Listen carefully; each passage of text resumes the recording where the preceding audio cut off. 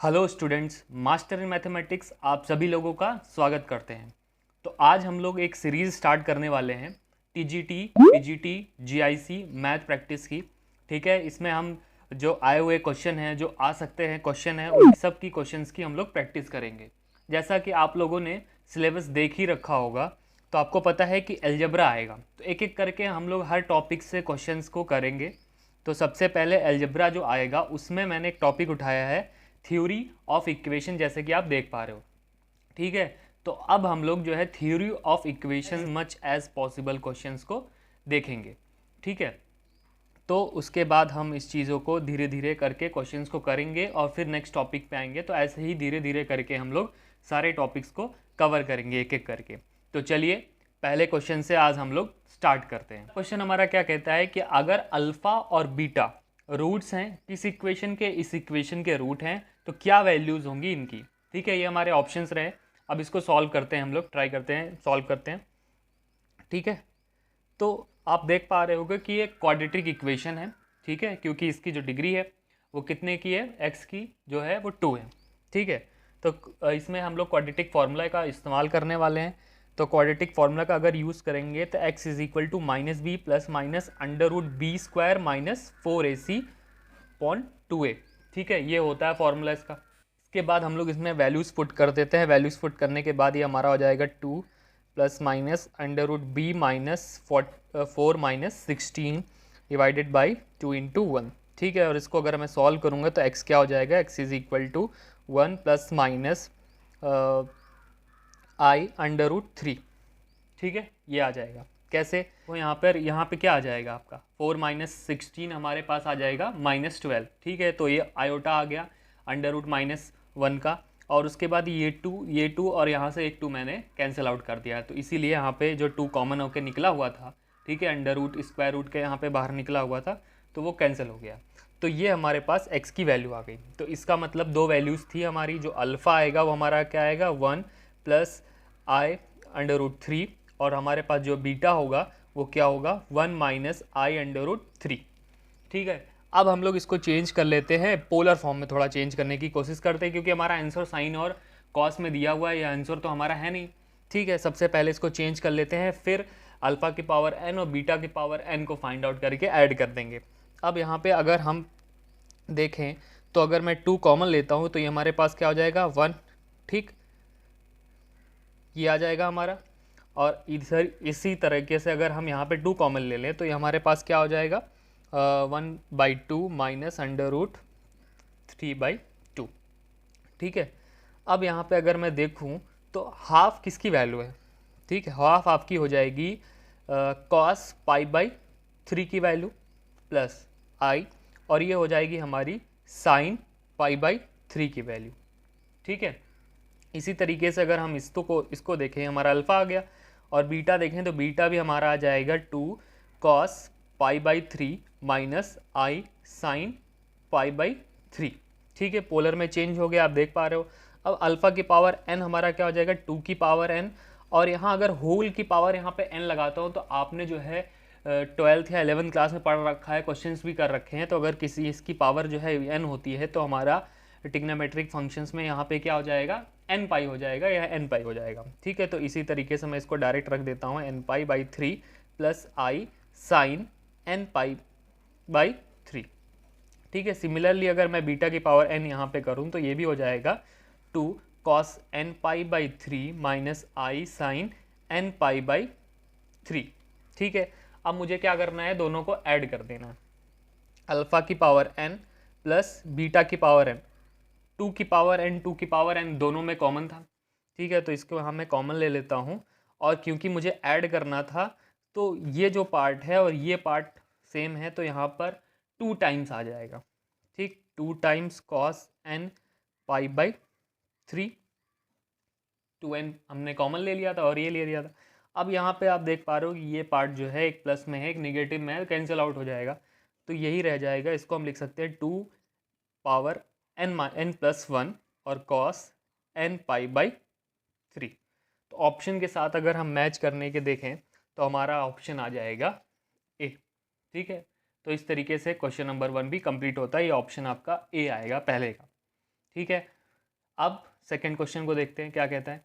तो second question को करने से पहले मैं चाहूँगा कि वीडियो आप पॉज कर लें, क्वेश्चन आपने देख रखा है, पहले खुद सॉल्व करें फिर ट्राई करें देखने की। ठीक है, तो देखते हैं क्वेश्चन नंबर 2 क्या कह रहा है। The roots of the equation, ये इक्वेशन हमें दे रखी है, ये एक क्यूबिक इक्वेशन है। ठीक है, तो इनके रूट्स एपी में है, मतलब अर्थमेटिक प्रोग्रेशन फॉलो करते हैं। तो हमें पता लगाना है कॉमन डिफरेंस को पता लगाना है। ठीक है, क्या ऑप्शन होंगे देखते हैं। तो कॉमन डिफरेंस हमें पता लगाना है, तो इस क्वेश्चन को सॉल्व करके ट्राई करते हैं। अब इनके जो रूट्स हैं वो एपी में हैं, तो अब हमें पता है कि जो है अगर तीन चीज़ें होती हैं एपी में, तो उसको मैं जनरल ऐसे लिख सकता हूँ ए प्लस डी और यहाँ पे ए माइनस डी। तो ये जो तीनों चीज़ हैं, तीनों नंबर्स जो हैं ये एपी में होंगे। हमें मालूम है कि एक चीज़ क्या होगी, एपी में होगी। ठीक है, अब हमें पता है क्योंकि क्यूबिक इक्वेशन है, तो जो तीन इसके रूट्स होंगे अल्फ़ा बीटा प्लस जो गामा होगा वो किसके इक्वल होगा, माइनस बी बाई ए। ठीक है, अगर मैं यहाँ पे वैल्यू पुट कर देता हूँ तो अल्फ़ा हमारा ए माइनस बी, सॉरी डी यहाँ पे क्या है, कॉमन डिफरेंस है। ठीक है, बीटा को ऐड कर दूंगा और गामा को ऐड कर दूंगा। ठीक, वैल्यू पुट करने के बाद माइनस माइनस माइनस, अब यहाँ पे बी की वैल्यू क्या है हमारे पास, -12 और ए की वैल्यू हमारे पास 1 है। ये माइनस ए माइनस कैंसिल हो गया, यहाँ पे ये डी कैंसिल हो गया। यहाँ पे हमारे पास 3a इज इक्वल टू 12, यहाँ पे हमें क्या मिल गया, a इज इक्वल टू 4। ठीक है, a 4 मिल गया। अभी हमें d को देखना है कि d क्या है। अब हम ये भी जानते हैं कि अल्फ़ा बीटा और जो गामा है वो क्या हो जाएगा, -c/a भी होता है। ठीक, क्यूबिक में। तो अगर मैं वैल्यू पुट करूँ a minus D, A plus D is equal to -28 divided by 1। Minus minus यहाँ पे कैंसिल हो गया और ये जो चीज़ है, ठीक, ये क्या हो जाएगी हमारी, या डायरेक्ट अगर मैं वैल्यू पुट कर लूँ 4 की, तो क्योंकि ए हमें पता चल गया है। ठीक है, यहाँ पे वैल्यू अगर पुट कर देते हैं तो 4 माइनस डी, यहाँ पे 4 और ये हो जाएगा हमारा 4 प्लस डी। ठीक, ये 28 हो जाएगा।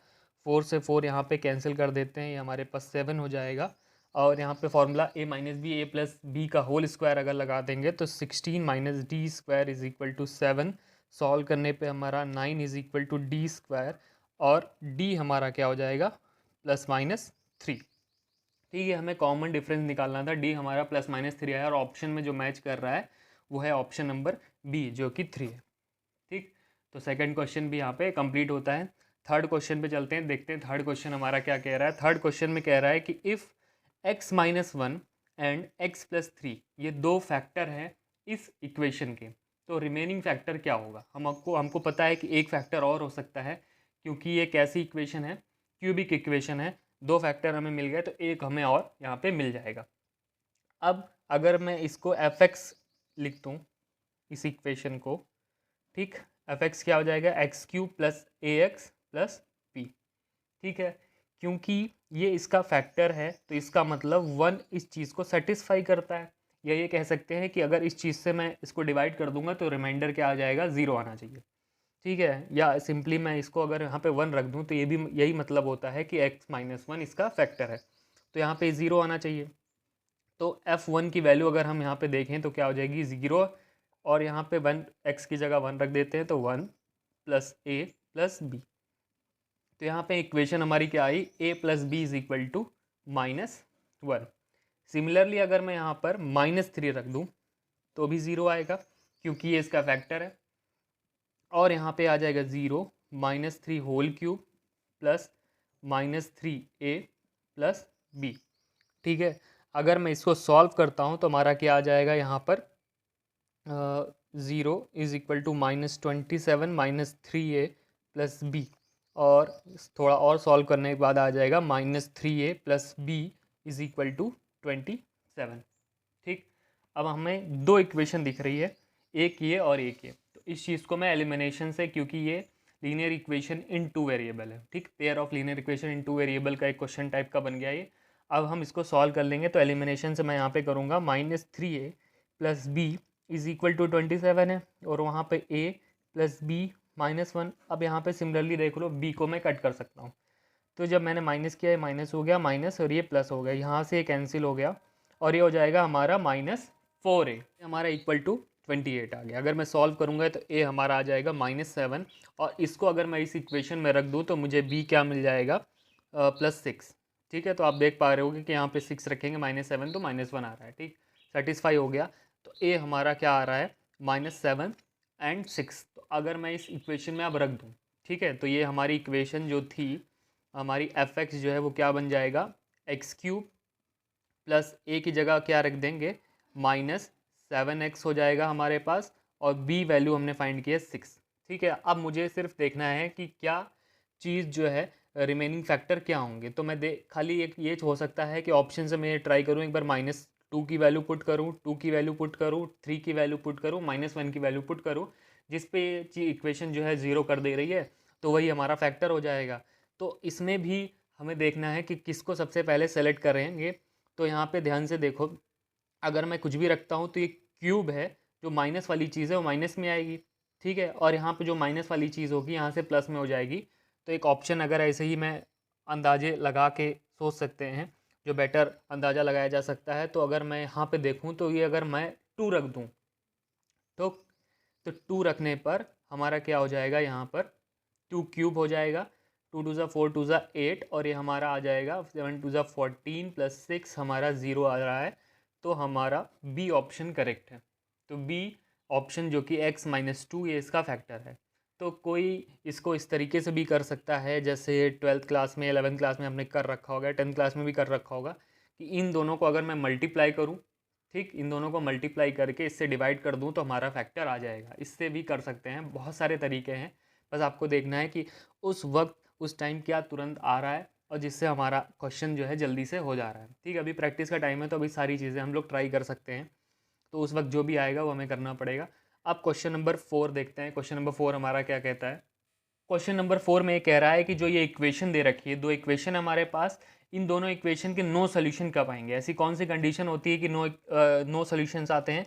ये pair of linear equation in 2 variable का क्वेश्चन है। तो हम जानते हैं कि जब a1 a2 is equal to b1 b2 not equal to c1 c2 होता है, तभी नो सोल्यूशंस आते हैं।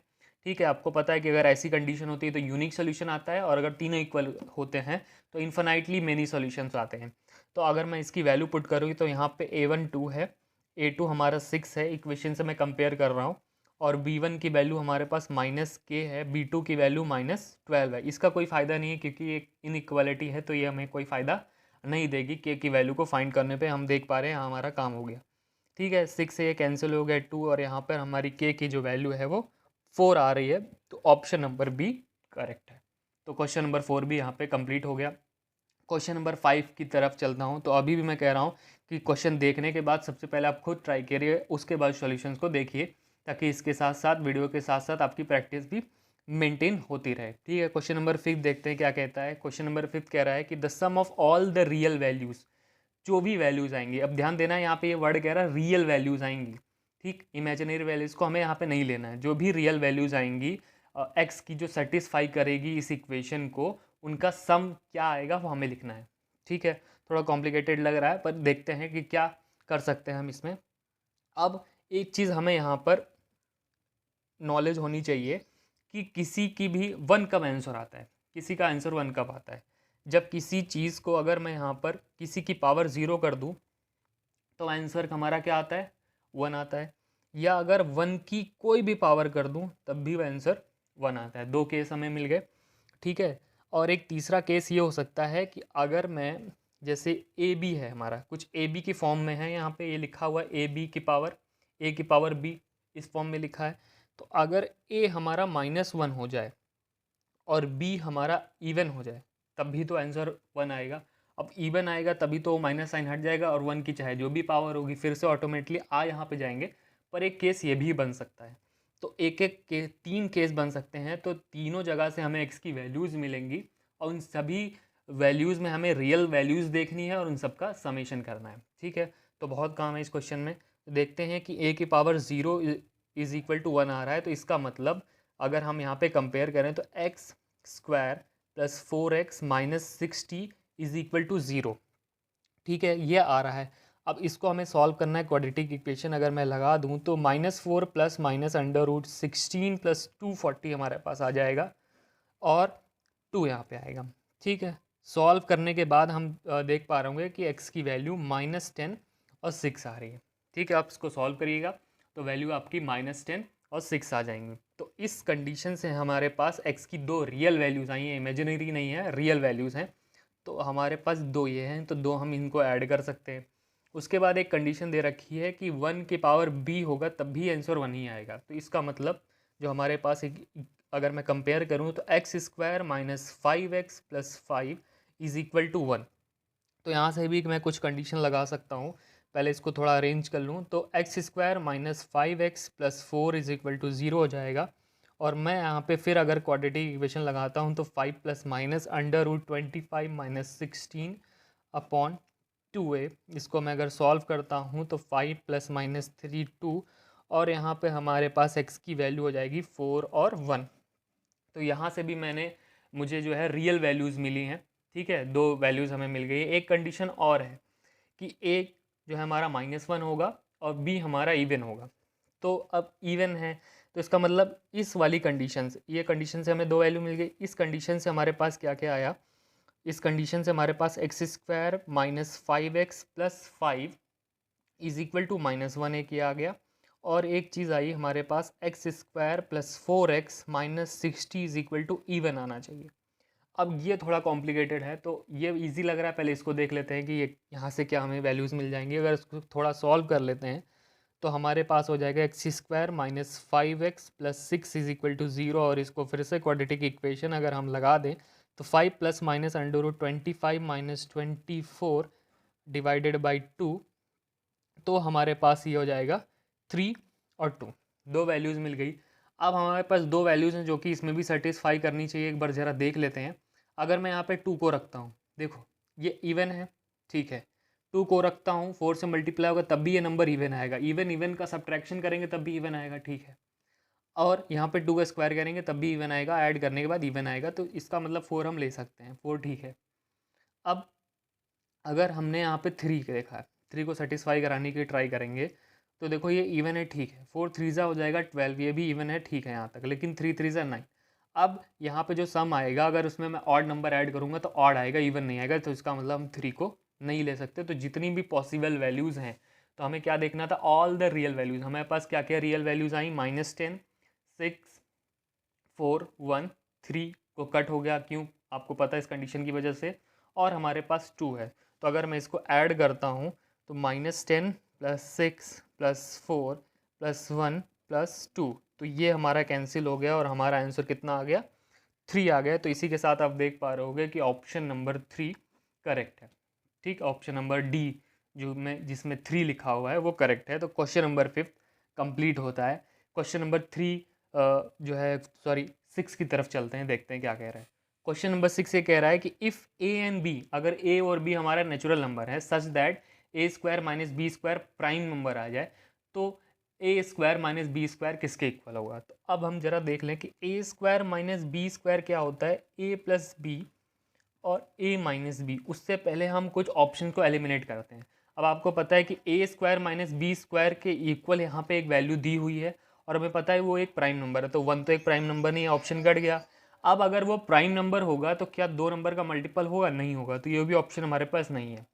ठीक है, अब ये 2 ऑप्शन है। अब आप देखो सी, अब हमें पता है कि a² - b² ये 2 आ सकता है, तो इसका मतलब यहाँ पे एक ही वैल्यूज़ आनी चाहिए। तो मतलब देख पा रहे हो कि या तो आंसर ये आ जाए, ये वाला पार्ट आ जाए और ये 1 हो जाए, ठीक, या तो डी ऑप्शन ये कह रहा है कि ये वाला पार्ट रहे और ये ऑप्शन 1 आ जाए। तो बेहतर तो ये लग रहा है ना कि ये 1 हो जाए, क्योंकि सब्ट्रैक्ट करेंगे तभी कोई चीज़ 1 आएगी, ऐड करने पे कोई चीज़ 1 कैसे आएगी, क्योंकि वो एक नेचुरल नंबर है। ए और बी एक नेचुरल नंबर है, तो हम हाफ हाफ नहीं ले सकते, एक फ्रैक्शन नहीं ले सकते। तो डायरेक्ट अगर मैं यहाँ पे देखूँ तो ऑप्शन यहाँ पे a+b भी यहाँ पे हो सकता है। ठीक, अगर आप चाहो तो इसको एक वेरिफिकेशन करके देख सकते हैं कि a को अगर 3 लिया, b को 2 लिया और यहाँ पे रख देंगे तो ये 5 आ जाएगा और ये 1 आ जाएगा। तो देख पा रहे होगे कि a² - b² की वैल्यू a+b आ रही है और a - b 1 आ जा रहा है। तो इसी तरीके से कुछ थिंकिंग करके देख सकते हैं कि ऑप्शन 6 क्वेश्चन का जो ऑप्शन है वो डी हो जाएगा। क्वेश्चन नंबर 7 की तरफ चलते हैं। वो क्या कहता है कि मान लेते हैं कि अल्फ़ा बीटा 2 हमारे पास रूट्स हैं, ठीक है। इस इक्वेशन के हमारे पास रूट है जहाँ पर a 0 नहीं है और अल्फ़ा बीटा इस पैराबोला को सेटिस्फाई भी करता है, मतलब लाइक करता है, तो इसका मतलब सेटिस्फाई करेगा अगर मैं यहाँ पे रख देता हूँ। तो देन रूट्स क्या होंगी इक्वेशन को हमें फाइंड करना है, मतलब वही अल्फ़ा बीटा की वैल्यू हमें फाइंड करनी है, क्या होगा। तो देखते हैं, सॉल्व करते हैं इसको। तो यहाँ पे हम देख पा रहे हैं कि ये हमारे पास कैसी इक्वेशन है, क्वाड्रेटिक इक्वेशन है। तो हमें पता है कि जो दो रूट्स होंगे अल्फ़ा प्लस बीटा वो क्या आएगा, माइनस ए आ जाएगा, और अल्फ़ा बीटा हमारे पास आ जाएगा ए क्यूब। ये इक्वेशन नंबर 1 है, ये 2 है। आप सोच रहे होंगे कि यहाँ ये कहाँ से आया। तो अल्फ़ा प्लस बीटा अगर आप इसको देखें तो क्वाड्रेटिक इक्वेशन को जनरल कैसे लिख सकते हैं, X square minus alpha plus beta X plus alpha beta is equal to 0। अगर मैं कंपेयर करूँ तो ये इक्वेशन है। अब आपको क्लियरली समझ में आ रहा होगा। तो इक्वेशन नंबर 1 और 2 हमारे पास ये है, क्योंकि अल्फ़ा बीटा लाई करता है इस पैराबोला पे तो सेटिस्फाई भी करेगा इस इक्वेशन को। तो इसका मतलब beta square is equal to alpha. ये इक्वेशन नंबर 3 भी हमें मिल गई। अगर हम सॉल्व कर लें, अगर हम क्या सॉल्व कर लें, इक्वेशन नंबर 2 और 3 को एक बार देख लें, तो सॉल्व करते हैं तो हमारे पास क्या आ जाएगा, हमारे पास आ जाएगा beta is equal to alpha. कैसे, अब यहाँ पे देखो अल्फ़ा की जगह, ये अल्फ़ा की जगह मैं बीटा स्क्वायर रख दूँ तो बीटा क्यूब हो जाएगा। Beta cube is equal to A cube, मतलब सॉरी यहाँ पे हो जाएगा beta is equal to A, ठीक, ए, क्योंकि यहाँ पे जब मैं 3 इक्वेशन को यहाँ पे 2 में रख दूंगा तो बीटा क्यूब ए क्यूब के इक्वल हो जाएगा। तो इसी तरीके से बीटा हमारा ए हो जाएगा। और जैसे ही बीटा ए हुआ और मैंने इक्वेशन नंबर 1 में रख दिया तो हमारा क्या हो जाएगा, अल्फ़ा प्लस ए माइनस ए, अल्फ़ा हमारा हो जाएगा -2a, ठीक। हमारे पास ये बीटा हो जाएगा और अल्फ़ा हो जाएगा ये, क्योंकि ये पार्ट हमने 1 वाली इक्वेशन से निकाला है। तो अब जो वैल्यूज़ आई हैं उसको 2 या 3 किसी में भी आप रख दो तो आपका सोल्यूशन आ जाएगा। मैं एक वक्त पे चलो 2 पे रख देता हूँ। 2 वाली इक्वेशन पे अगर मैं रखूँगा तो अल्फ़ा हमारा अल्फ़ा की वैल्यू -2a है, ठीक है। और जो बीटा है वो हमारा ए है, तो यहाँ पे ए क्यूब के इक्वल हो जाएगा। तो -2a square is equal to A cube, ठीक है। अब यहाँ पे अगर मैं सॉल्व कर देता हूँ तो यहाँ पर क्या हो जाएगा, अगर आप देखो तो ए क्यूब प्लस 2a स्क्वायर हो जाएगा। और यहाँ पे ए स्क्वायर अगर मैं यहाँ पे कॉमन ले लेता हूँ, ठीक, तो हमारे पास क्या हो जाएगा a प्लस 2 इक्वल टू 2, जिससे पता चलता है कि a या तो 0 आ जाएगा या -2 आ जाएगा, ठीक है। तो a हमको मिल गया।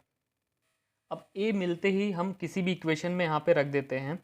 तो जैसे ही यहाँ पे यहाँ a है, ठीक, अब a रखा यहाँ पर 0 तो बीटा हमारे पास क्या हो जाएगा 0, और यहाँ पे इस इक्वेशन में भी रखा तो अल्फ़ा 0 हो जाएगा। ऐसा कोई ऑप्शन में हमें नहीं दिख रहा, तो इन 0 हटा देते हैं, -2 को रखते हैं तो हमारा क्या हो जाएगा, अल्फ़ा 4 हो जाएगा। तो 4 हमें 2 जगह दिख रहा है, एक बार बीटा भी चेक कर लेते हैं। तो बीटा हो जाएगा -2, तो हम ऑप्शन बी हमारे लिए करेक्ट है क्वेश्चन नंबर 7 के लिए। तो क्वेश्चन नंबर 7 भी कंप्लीट होता है। क्वेश्चन नंबर 8 की तरफ चलते हैं। तो क्वेश्चन नंबर 8 ये कह रहा है कि if the root of the equation, इस इक्वेशन में जहाँ पर a ग्रेटर देन 0 है, इनका जो रूट है वो रियल होगा और डिस्टिंक्ट होगा। तो बताना है कि रूट क्या होगी इस इक्वेशन की, रेशनल होगी, इरेशनल होगी, इमेजिनरी होगी या नन ऑफ द अबव होगी। तो हमें देखना है कि क्या कर सकते हैं। तो अगर क्योंकि B square -4ac greater than 0 होगा तभी तो इक्वेशन की जो रूट है वो रियल एंड डिस्टिंक्ट आएगी।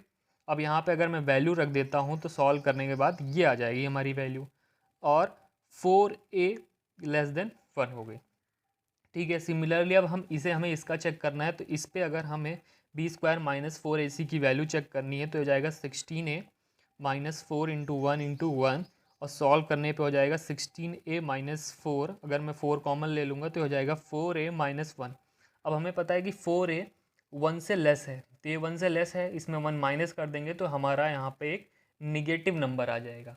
तो क्या मिल गया, B square -4ac less than 0 है, लेस देन 0 है, इसका मतलब ये इमेजिनरी आएगा, ठीक। क्वेश्चन नंबर 9 की तरफ चलते हैं। 9 क्या कह रहा है कि अगर a b c rational numbers हैं और ये हमारे पास दो इक्वेशन है, क्वाड्रेटिक इक्वेशन है, एक रूट कॉमन है, ठीक, दूसरे रूट के बारे में नहीं पता कॉमन है या नहीं, एक रूट तो कॉमन ही है, कम से कम यहाँ पे दे रखा है कि एक रूट कॉमन है। तो हमें बताना है कि 4a - 2b + 3b किसके इक्वल होगा। पहले देख लेते हैं, ये हमारे पास एक क्वाड्रेटिक इक्वेशन है, क्या है 2x स्क्वायर प्लस x -2 = 0। अगर मैं इसको सॉल्व करूँ तो x क्या हो जाएगा, x की वैल्यू हो जाएगी -1 ± √1 + 16 आ जाएगा, और यहाँ पर 4, ठीक, थोड़ा और सॉल्व करने पे हमें क्या मिल जाएगा, -1 प्लस माइनस √17 डिवाइडेड बाई 4। ये एक इन रेशनल नंबर है। ठीक, कैसा नंबर है, इन रेशनल नंबर है, क्योंकि √17 एक इन रेशनल नंबर है, तो ये पूरा हमारे पास जो x आएगा वो एक इन रेशनल होगा।